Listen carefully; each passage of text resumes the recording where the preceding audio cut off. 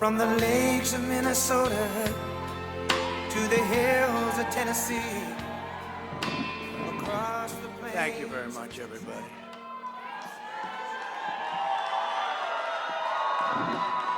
Thank you.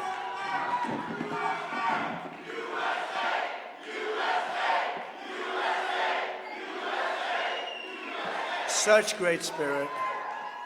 I want to start by saying it's going very well. There are some bad spots in Pennsylvania where some serious things have been caught or in the process of being caught, but the election itself is going very well. We're leading, I believe, in all 7 swing states. So I appreciate everybody's work, and the spirit is unbelievable. I don't think there's ever been anything like it in our country's history, frankly, because we want to see our country get better. And that's why we're here, just to do a statement. And it's an honor to have some of our friends here.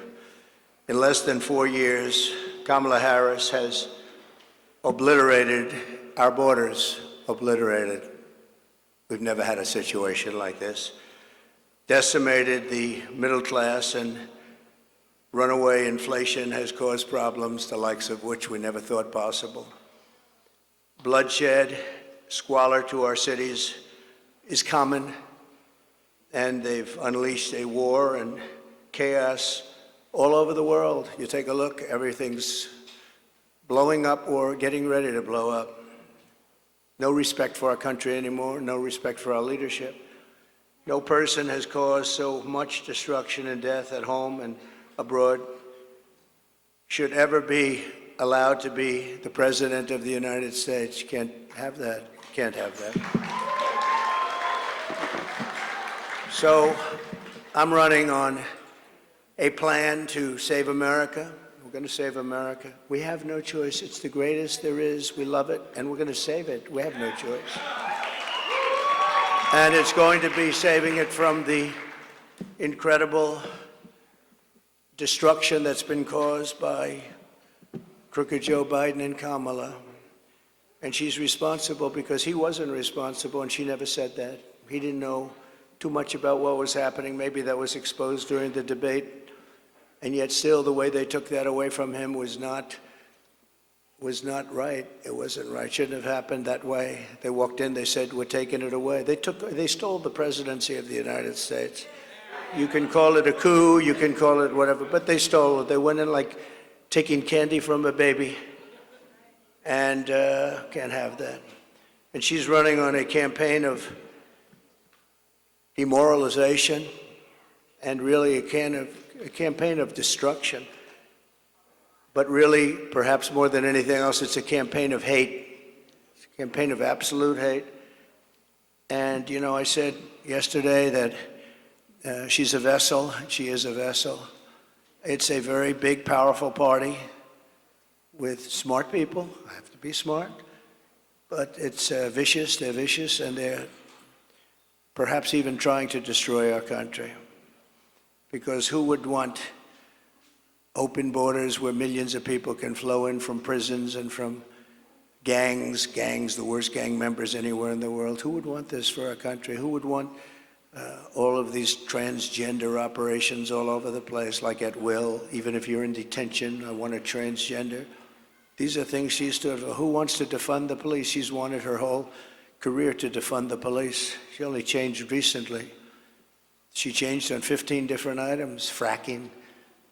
She was against fracking at the highest level. Wouldn't even think about it. Now all of a sudden, oh, I'd like fracking very much.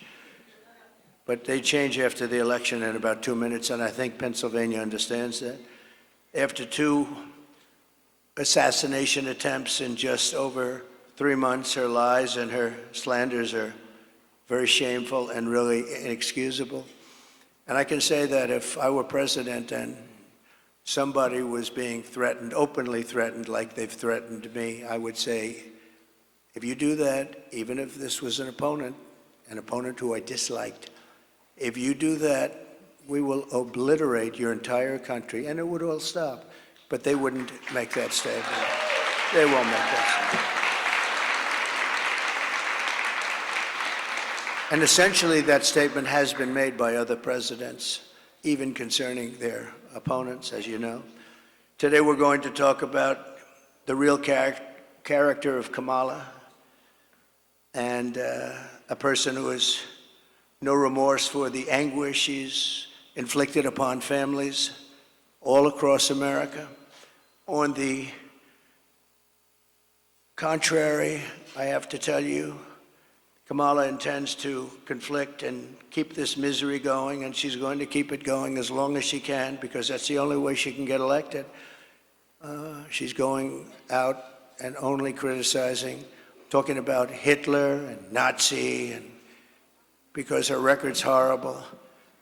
Her borders are the worst in the history of the world. There's never been a border in the world like this. I always say in third world countries, banana republics, they'd fight them away with sticks and stones if they had to. We let them come in, come on in. Knowing in many cases they're murderers, they're drug lords, they're traitors in so many ways to our country. If they were involved in our country at all, even that, they're coming back in. People that left because they were traitors are coming back in. Everybody's coming back in. And it's at a level that we've never seen before. Criminals off the streets. And you know, other countries from where they're coming are now setting records, good records for them, where crime is down 70 and 75% because they're taking the criminals off the street. They're emptying their jails into our country. And they're not finished yet. I'm amazed. I thought they would have done it by now, but if you take a look at Venezuela, their crime is way, way, way down. Then you go to Caracas and you wouldn't recognize it. You can actually walk the streets without being shot or killed or mugged. It's becoming a safe city because they've taken all their criminals, most of them, the rest are coming. They're all coming. They've taken their drug dealers and they've put them into the United States of America. Thank you very much, Kamala. I appreciate it.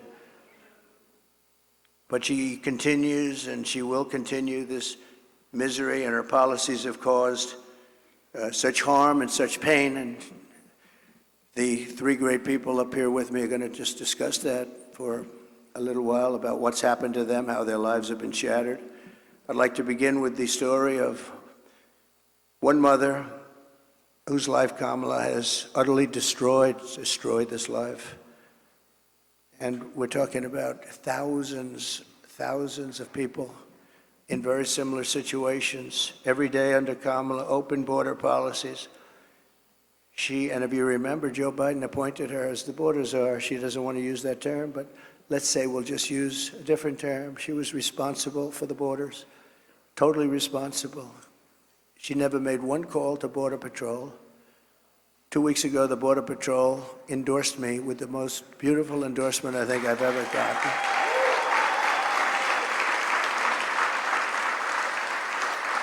And in all fairness, they've endorsed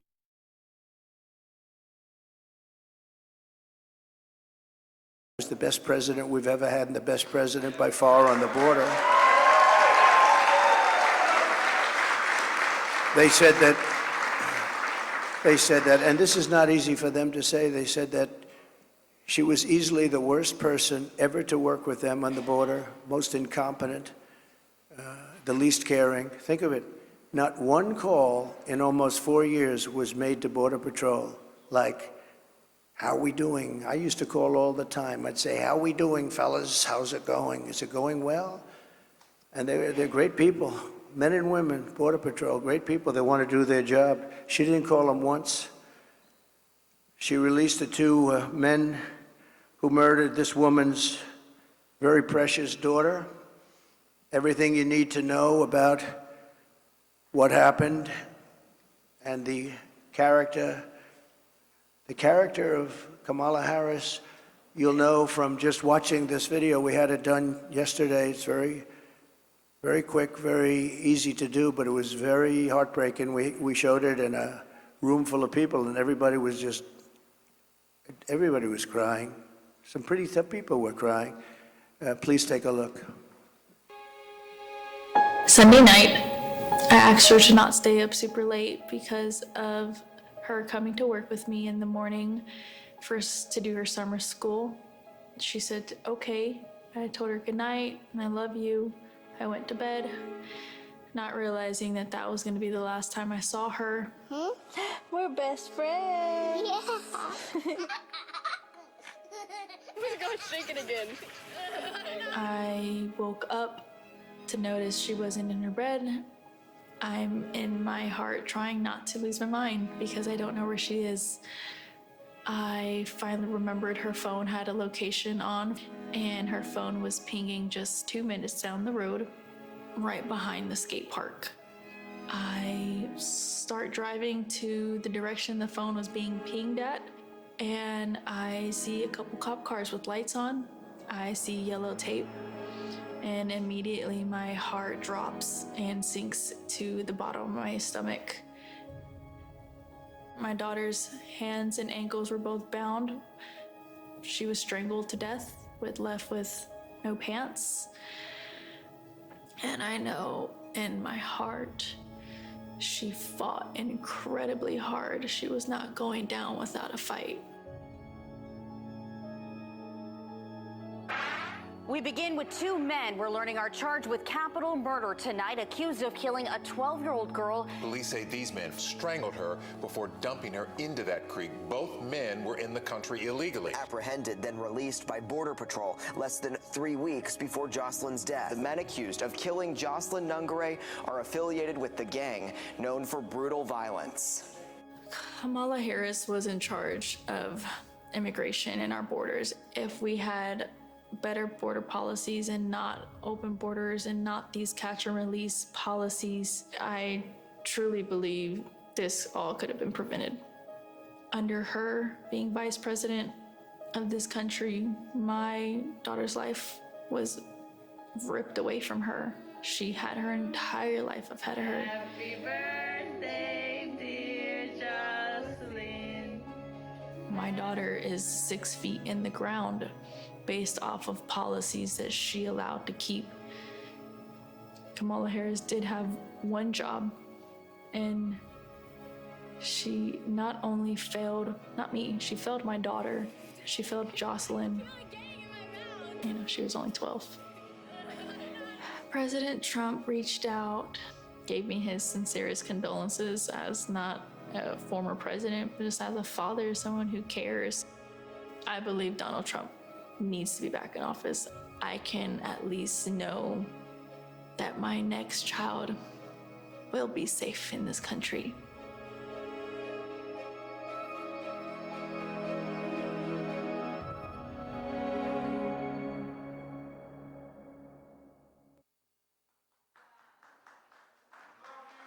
Thank you very much. So I know we talk about inflation and the economy, but to me, there's nothing more important than the fabric of our country being destroyed by people placed there, violently placed there, as far as I'm concerned, foolishly, stupidly placed there. I think what's happening on the border is the single biggest issue, and I'm seeing it more and more when I speak. I see it more. Inflation's terrible. It's hurting our country. It's just decimating our seniors. That's why I talk about Social Security. No tax for our seniors on Social Security, because they've been decimated by inflation. But what Kamala did to Jocelyn and her family is the most heartless and cold-blooded betrayal imaginable. Thousands of cases just like that, thousands. In throwing open the border, think of it, open borders, they come in from parts unknown. People have no idea who they are, where they're from, anything about them. They know nothing. They just walk into our country. And as soon as I heard they were doing that, I said, well, I know these countries. I know every one of the leaders of all these different countries. They're very smart. They're very sharp. They're very streetwise. I said, I know what they're going to do. They're going to open up their jails and just dump them into the United States. And that's what happened. They opened up their jails. And some of the most ruthless killers in the world are now roaming our fields and our streets all over the United States. I knew that was going to happen, and I would do the same thing if I were running one of those many countries that we're talking about, and not just the 3 or 4 that we constantly mention that are near us, all over South America, all over the Middle East, all over Asia, all over Europe, all over Africa. Tremendous numbers of people are coming out of Africa, and they're coming from all over the world. They're dumping them at our border, pushing them across the line, and say, don't ever come back. If you come back, we're going to kill you. And we're stuck with them. But we're not going to be stuck with them for long. So Kamala violated her oath. She desecrated our laws, and she got innocent girls like Jocelyn tortured and killed. Anyone who knowingly sets loose these monsters into our country has absolutely no right to be running for office, let alone the office of president. No right. So here today is another great person, an American mom, Tammy Nobles. 2 years ago, Tammy's 20-year-old daughter, Kayla Hamilton, who had an autism diagnosis, was found raped, tied up and strangled to death with a telephone cord in her home. Kayla's murderer was an illegal alien, MS-13 gang member, among the most vicious gangs anywhere in the world. I took him out by the thousands, thanks to ICE. We're going to protect ICE. Kamala wanted to defund ICE. If we didn't have ICE, we'd never get anybody out. They're tough and they're smart and they love our country. But an MS-13 gang member who was apprehended by Border Patrol, but under the policy of our border czar, Kamala, he was released into the United States to kill. Tammy, please come up and say a few words, please. Thank you. Please.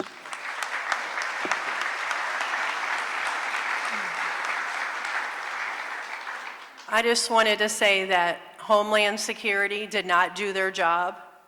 Health and Human Services did not do their job. The Biden-Harris administration did not do their job. If they would have done their job, made that one phone call to El Salvador, my daughter would still be alive today.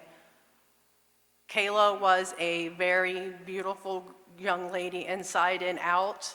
She was independent, learning to become independent. She had 2 jobs. She overcame obstacles dealing, with autism and was able to find a job that she loved. She loved animals, especially her cat Oreo, and she cared about the homeless. She loved God and she loved going to church. And her life was just ripped from her 3 days after she celebrated her 20th birthday. Thank you for having me here today.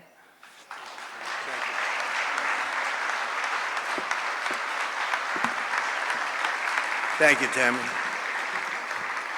And we will not forget Kayla. And she's looking down. She's very proud of Mom. Kamala's cruel and immoral actions on our border are actually disqualifying, in my opinion. She's unfit. She's an unfit person. And she knows this is going on. She never called anybody, including the 13 soldiers that were so needlessly killed in Afghanistan with that horrible moment in time where our country was just lost all respect from the whole world when they saw that. That's one of the reasons that Putin went in. He would have never gone in, ever he wouldn't have gone in. If I were president, he would have never gone in. I ended his pipeline in Europe, no problem. And what happened? Biden comes in, he proves it right away, but he kills the Keystone Pipeline. Putin never would have come in. And he didn't, by the way, for 4 years. There was never a threat that he was going to do that. But he saw weakness, and I think a lot of it was seen in that horrible period of time. She is also aiding and abetting the cartels, allowing vast quantities of deadly drugs to pour unchecked into our country. And remember this, they now have an app. You call the app and you bring whatever you want, you bring them over, they'll tell you exactly. Can you believe it? They have an app. And they have airplanes, big, beautiful Boeing airplanes flying back and forth over our border. They were saying, where are those planes coming from? Where are they going? They were loaded up with migrants. They're dropping them out in the Midwest. They're dropping them all over the place. And I will tell you, if you look at Aurora in Colorado or in Springfield in Ohio they dropped 32,000 illegal aliens. They tried to give them legal terminology, but it's not. Illegal aliens, 32,000 into a 50,000 person town, beautiful town, no problems. And now they don't know what to do. And they want to be nice, and the mayor wants to be nice. His big thing is to get interpreters because they don't speak English. It's very hard to get interpreters. And he's trying to get interpreters, but in the meantime, they're taking up the hospital. So when people from Springfield would routinely be able to check with a doctor, go to a hospital, they're unable to get in, they're packed. The whole town has changed. And this is happening all over our country. Aurora probably is an even worse situation because you have the meanest, worst gang from Venezuela in the world, probably, maybe as bad or worse than MS-13. And they've literally taken over the town. They've taken over large sections of the town. They've gone into the real estate business. They've taken over apartment complex. They took over a number of complexes where the people are paying them rent. They've become the landlord. Isn't that nice? And they're rough, tough people, and they have the latest weapons. They have military quality weapons, and everyone's saying, where did they get them? We got to get them out of here. We're going to get them out fast. We're going to get them out fast. So today, I'm announcing that for the first time under my administration, we will be seizing the assets of the criminal gangs and drug cartels. And we will use those assets to create a compensation fund to provide restitution for the victims of migrant crime, and the government will help in the restoration. The government will help in the restitution, but something has to be done, and we're going to get it done. Kamala has also caused untold misery through her destruction of our economy. Our economy is not, this is just, it's like a fake economy. Some of the best people on Wall Street are saying the economy is only good because they think, I don't want to say this because other people have said it, it's not me saying it, but they think Trump is going to get elected. That's the only reason our economy is good. That's the only reason the stock market is up. Scott is here, I think, someplace, and he's one of the most respected people on Wall Street. He's actually made a very big point of it, that the stock market is only doing well because of the fact that they think Trump is going to win the election. So we'll see. But Kamala cast the deciding votes that caused the worst inflation in our lifetime, maybe the worst inflation we've ever had, because I don't think I know for a fact they're not adding all of the numbers. If they did, I think it's the worst inflation probably in the lifetime of the country. And it's costing typical American families over $30,000. Nearly half of Americans now say they're broke. Think of that. Half of Americans are saying they're broke. They have no money. 2/3 say they're living from paycheck to paycheck, and that's a record. We've never had that. To that extent, we've never, ever had that. Millions of Americans are lying awake at night, worried about how they'll pay their bills because Kamala wrecked their family finances, and she's done that. She's done nothing good. They have done nothing good. And I speak of Kamala, but it's partially Joe, but Joe's out of it, Joe's sort of out of it. He's been out of it for a long time. Now she wants to raise taxes for the typical family by $3,000 a year. She's got no empathy for the hardworking Americans whose dreams she's killed, and said recently that there is not one thing that she would do differently from Biden. That's only because she choked. I'm sure she could have come up with a couple of things if she really thought about it, because there's been so much destruction caused by the Biden administration. One of the things that people don't talk about, and the news never talks about, they don't talk about, as an example, Afghanistan, but this is something that's incredible, because when you think of the numbers, 325,000 children are missing. dead sex slaves or slaves. 325,000 children who came in through the open border are now missing. Many of them are dead, and nobody talks about it. I said, this must be a mistake. This can't be possible. When I read it, I said, this can't be. You're talking about take your largest stadium and fill it up many times. That's what the kind of numbers are. Here today is Michael Copy, a small business owner who runs a dry cleaner and is struggling to get by because of what Kamala has done to his business. They've destroyed small businesses in this country. Michael, please.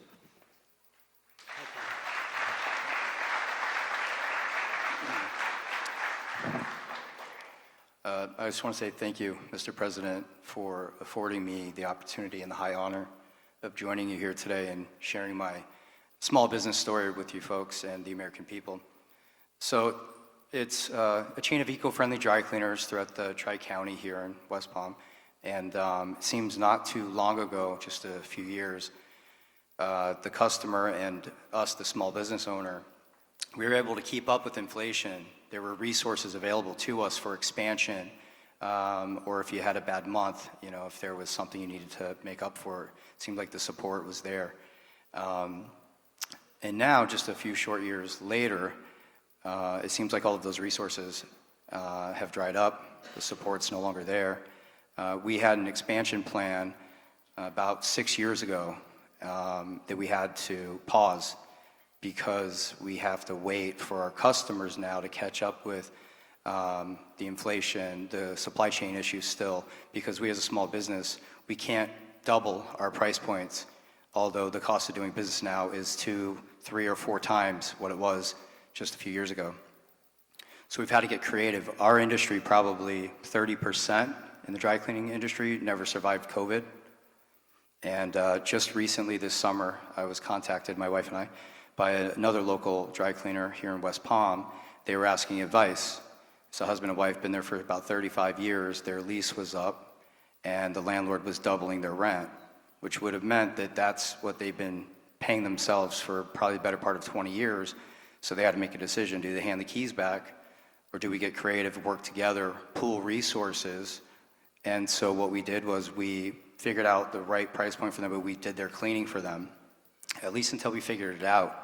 And so they were not able to pay their operations. They couldn't keep that going, but they were able to save their business by strategically partnering. And by the end of summer, I think I was contacted by about 12 other local dry cleaners saying, can you guys help us also, because we're going through the same thing. Thank you.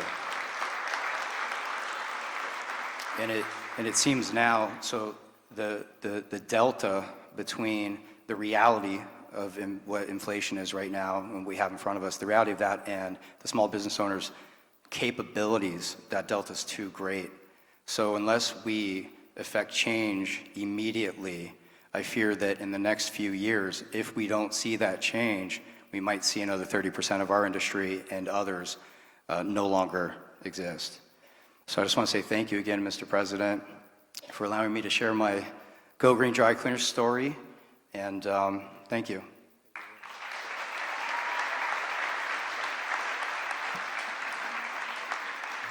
Thank you very much. We really helped a lot of people during the prime time of the China virus, and we helped a lot of people, and we did it intelligently. Then when they took over, they just threw money around like it was dirt. And as you know, the recent monster hurricane, Helene, just wiped out so much. If you look at the different states, North Carolina, Georgia, Alabama, South Carolina, Florida, Tennessee, it was just devastating. And the response was the worst since Katrina, but really a lot of people think it was much worse than Katrina. It's still, they haven't shown up. They're not in North Carolina. The people of North Carolina have suffered incredibly, and there's just nobody to help them. FEMA has been we had 10. We did this because we had our hurricanes too. We had some bad ones, but we did a great job with it. It's not there. And then you see that they, originally blamed and then they tried to take it back, but it was a little late. But they said that the money was spent on bringing illegal migrants into our country. They spent close to $1 billion, and these were funds that were spent. And you have to say, I was in North Carolina recently, and I looked at devastation that was just, unbelievable. There was nobody there from the federal government. The local people have done incredible things. Franklin Graham has done incredible things. He's been amazing.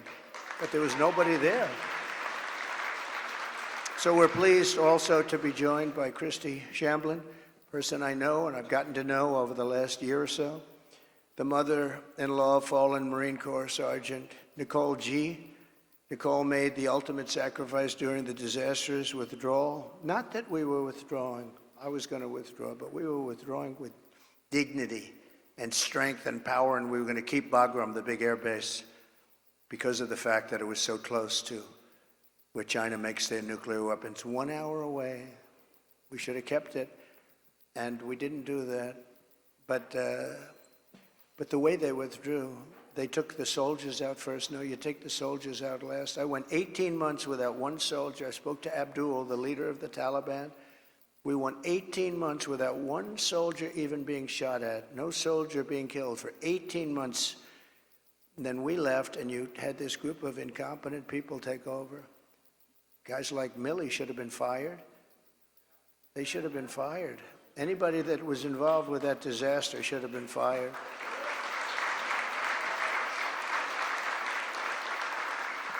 She was one of 13 U.S. service members who lost their lives. Kamala said she was the last person in the room, that Kamala was the last person in the room. She was involved in everything. She takes credit for that. She was involved in everything. That means she was involved in disaster after disaster, because nothing good has happened with this administration, except that our country has gone to almost a third world status. With Biden, when Biden made a decision, she said she was there. Oh, she was there. But the Afghanistan decision was a disaster in so many different ways. And now you take a look at it, they're right back to what they were doing before, except much worse to women. They're worse to women right now than they were even before it started. But Kamala never reached out to the family members of the warriors. And she said she was going to, but she never did. She never called anybody. And Christy, I'd like you to come up and say a few words, please.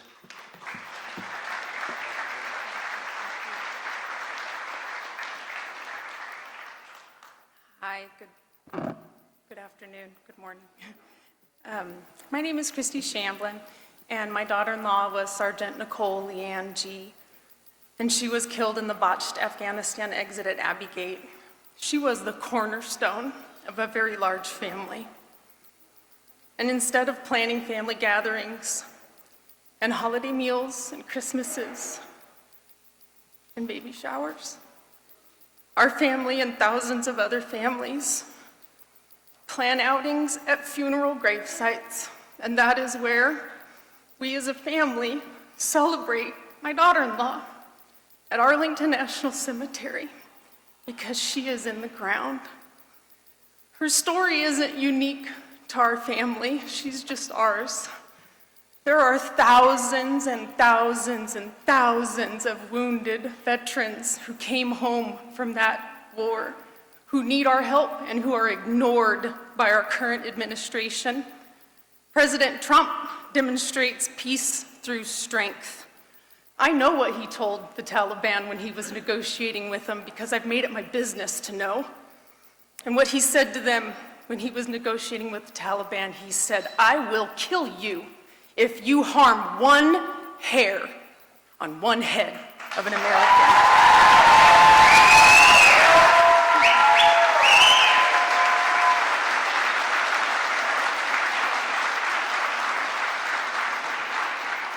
President Trump shows up, he reaches out, and he can fix our country, and we can all heal together.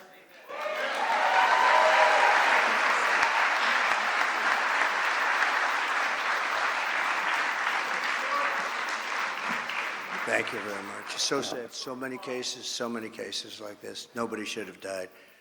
First of all, when they left, the soldiers should have been there. They shouldn't have been home watching, except for a small group, and many of them got killed, and large numbers. Nobody ever mentions the arms, the legs missing, gone, the face just obliterated.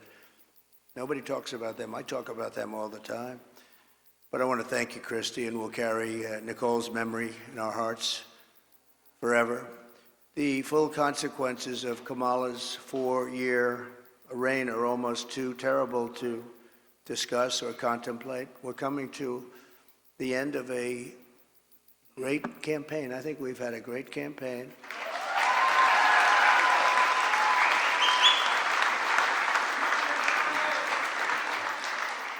We've really not been provided the kind of protection that I needed as president, but I said we have to do it anyway. When Secret Service would ask for additional people, oftentimes we would be turned down. They were constantly asking for additional people. And I found Secret Service to be very brave. When I was hit and went down, they were right on top of me within seconds. I tell you what, those bullets were flying right over my head. I heard them. And these guys were right. I don't know how they didn't get hit, actually, but they were right there. You take a look at the video. One thing you would say, the video is there for people to see, but they were never given the kind of help that they requested, because our rallies were massively large and they needed more people, and they were always fighting for more people, and it was never given to them. Now they're being given, I hope, what they need, but that was a constant fight. They'd come to me and they'd say, you guys don't want to give us the people. And yet Biden was covered, and they'd have like 2 people show up. But Kamala is grossly incompetent, a total train wreck who has destroyed everything in her path. She's destroyed everything. She left 21 million aliens pour across our country, and then she, maybe in a short while, has to go home, and she'll get herself a job someplace, who knows. But think about it, and she can look at the carnage, and she can look at all the people that have been killed. And you haven't seen anything yet, because they've just started. They're just getting comfortable in our country. These are very tough people. These criminals make our criminals look like nice people. And she let the more than 13,000 convicted illegal aliens, nobody would have let these people into our country. And remember, they came out of the worst prisons in the world, the meanest, nastiest prisons in the world. And when she says that she wouldn't do anything different, does that mean that she would have let 325,000 migrant children probably die, most of them, many of them? But at a minimum, they're slaves or they're sex slaves. And they're all over the country. Does that mean that she wouldn't have changed that? Does that mean that she wouldn't have changed so many of the other things that led to so much death and destruction and even financial destruction of our country itself? We could end up in a depression because of what she's left with us. They are the worst combination president, vice president in the history of our country. And I often say Jimmy Carter's a happy man, because his administration, by comparison, was totally brilliant. It was brilliant. After Kamala endorsed defunding the police, she bailed out rioters, looters, and murderers, took them right out of jail during the violent crimes in the United States. Remember, that was in Minnesota. Minneapolis was burning down. It was burning to the ground. I watched the CNN announcer say, this is a friendly group of people. And over his shoulder, the entire skyline was burning. I've never seen it, but that's the fake news. But violent crime in the United States is up 37%. All of these different crimes are up anywhere from 37 to 105% over a very short period of time. And it's almost like nobody even cares about it. Very simply, Kamala Harris is not fit to be your president. We can't have it happen. We can't have it happen. We're going to make this country strong again. We're going to make it great again. We're going to be respected again.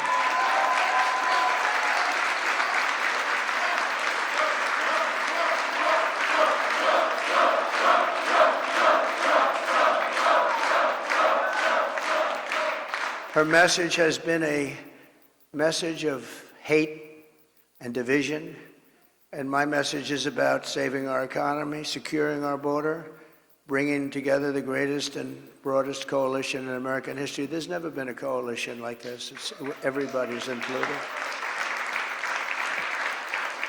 And on issue after issue, she broke it. They broke it together. But for purposes of this election, she broke it. Can't let her go. And I'm going to fix it, and I'm going to fix it very fast.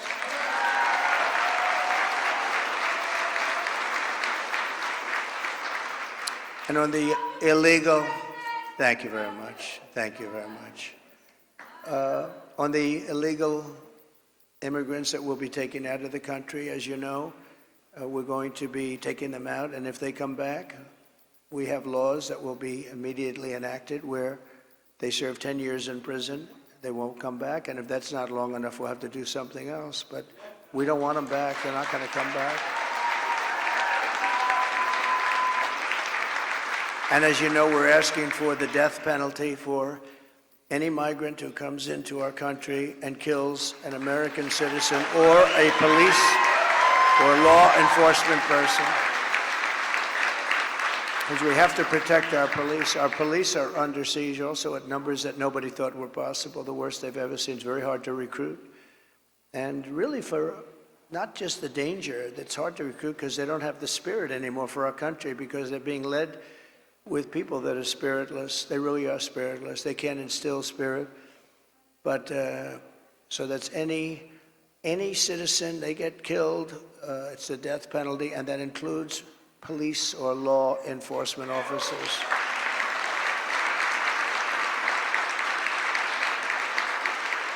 But we're going to revive our economy. We're going to use a system of very fair, very reasonable tariffs. As I said, so powerful. We've never used them. I used them. China paid us hundreds of billions of dollars, and no other president's gotten 10 cents from China.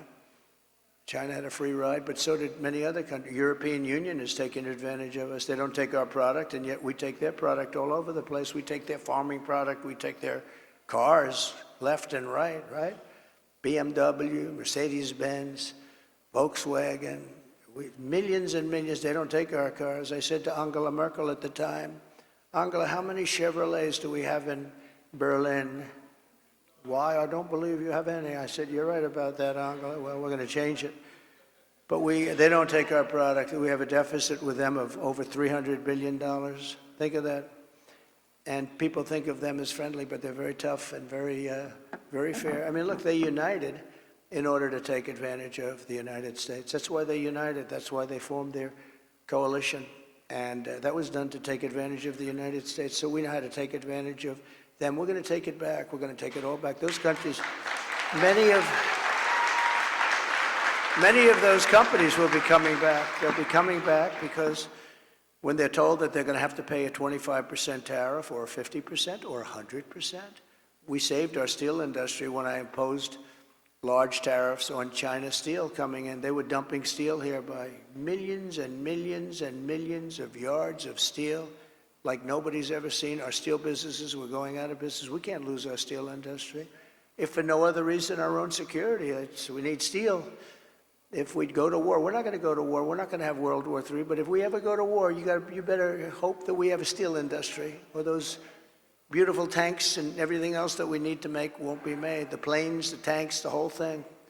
And I saved it by imposing tariffs. They were dumping it. I think they were dumping it in order to destroy. Every steel plant would have been closed if I didn't do what I did. And we happen to be taking in, billions of dollars. In fact, it's so good that Biden has been trying his best to end it, but he's unable to do it. Too much money. It's been too much money. They're paying a fortune.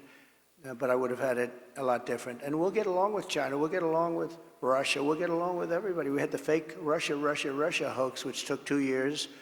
And then they came out with a report that we did absolutely nothing wrong. And that was a stacked deck, too. The people doing it, they couldn't say there was nothing. We had nothing. They checked millions of phone calls, not one call made to Russia, not one call.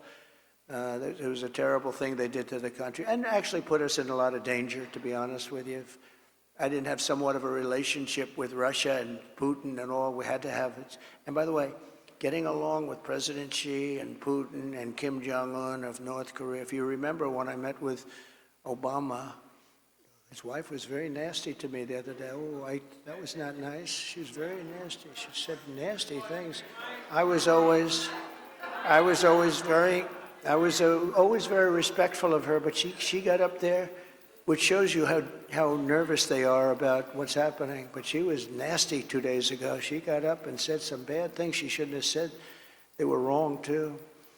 But we're going to turn our country around, and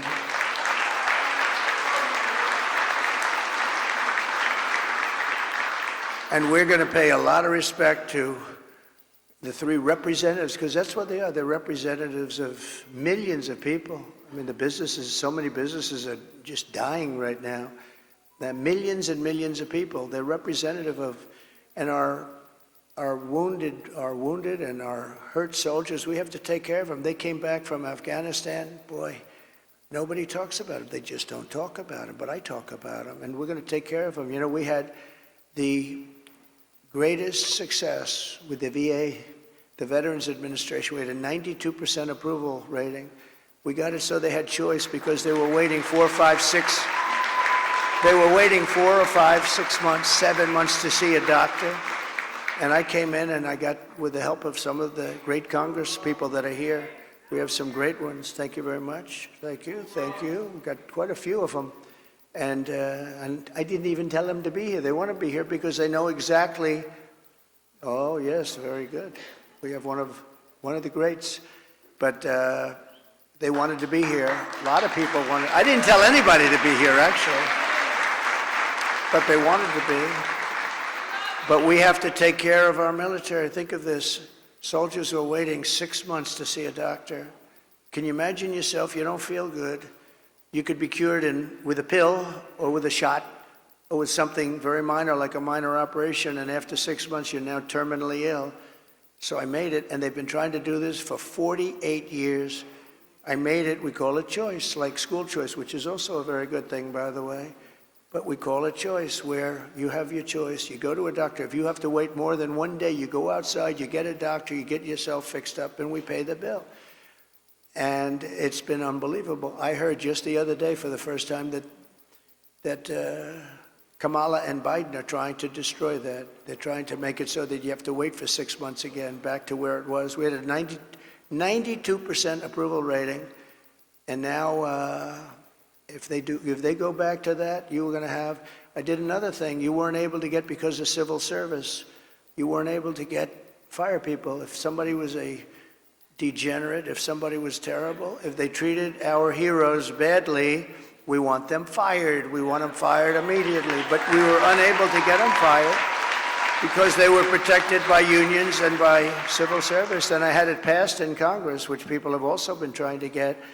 And we were able to fire 9,000 people out of the VA and replace them with people that love our heroes, as opposed to sadists. We had sadists.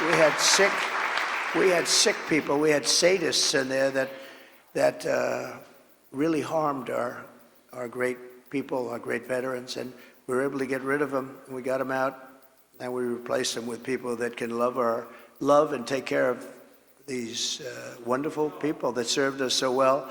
So we did good. We had a 92% approval rating. They've been in the 40s and the 30s, and now it's heading back in that direction, I'm afraid. I hear they want to dismantle everything. And it's almost like you'd say, why? Why would they do that? Why would they do that? And yet they'll spend, you can't say money, because they give away hundreds of billions of dollars to anybody that needs it, but they won't take care of our veterans. They won't take care of our people. They won't take care of our soldiers. They won't take care of our elderly. They won't take care of anybody, but they give every time certain people come to town, they walk away with $100 billion for countries that many people have never even heard of. So I just want to tell you, this is a campaign that's been long and hard. I've been on the road or campaigning for 58 straight days. I haven't taken a day off. I'm proud of that.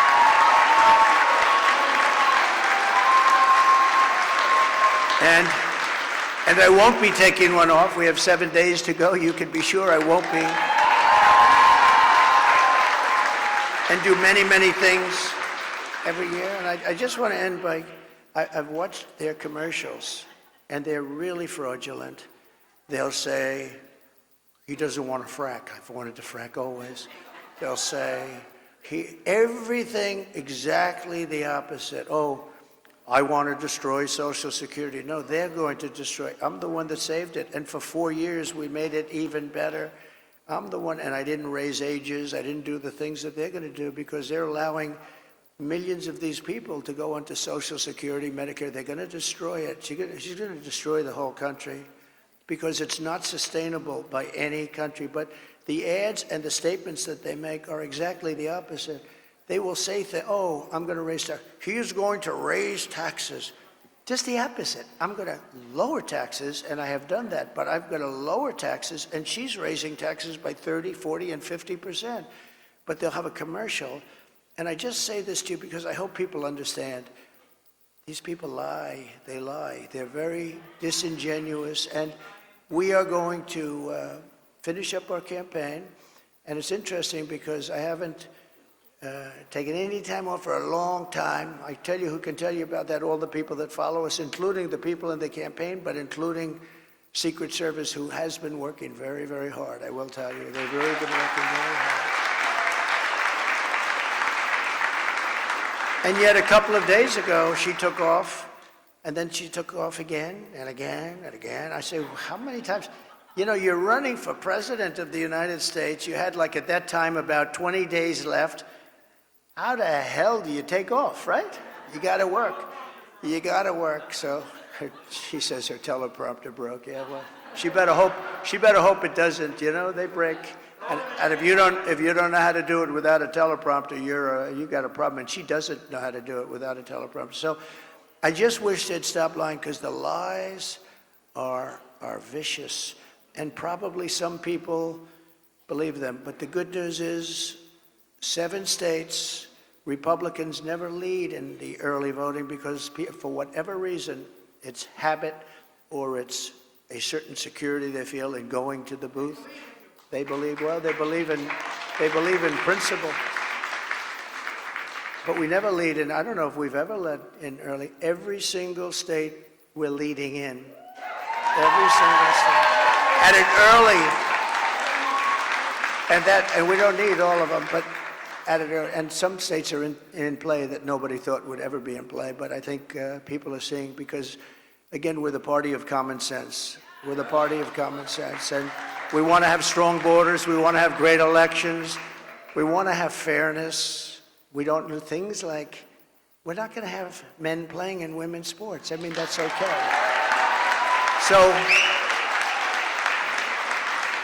So we're the party of common sense, and we're the party of fairness, and we have a coalition. Nobody's ever seen anything like, I don't think anybody has ever seen anything like what happened the other night at Madison Square Garden. The love in that room, it was breathtaking, and you could have filled it many, many times with the people that were unable to get in, but politicians that have been doing this for a long time, 30 and 40 years, said there's never been an event so beautiful. It was like a love fest, an absolute love fest, and it was my honor to be involved. And hopefully, you know, they started to say, well, in 1939, the Nazis used Madison Square Garden. Well, and you know what? But can you imagine that? In 1939, the Nazis, they would. But how terrible to say, right? Because, you know, they've used Madison Square Garden many times. Many people have used it, but nobody's ever had a crowd like that. And I tell you what, right now, nobody's ever had love like that. That was love in the room, and it was love for our country.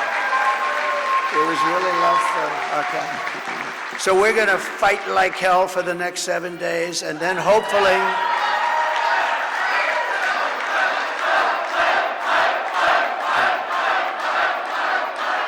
And then hopefully, and most importantly, we're going to be fighting even harder for the next 4 years, because we're going to turn this around and we're going to make this country greater than it has ever been. Thank you. Thank you very much. Thank you. Thank you.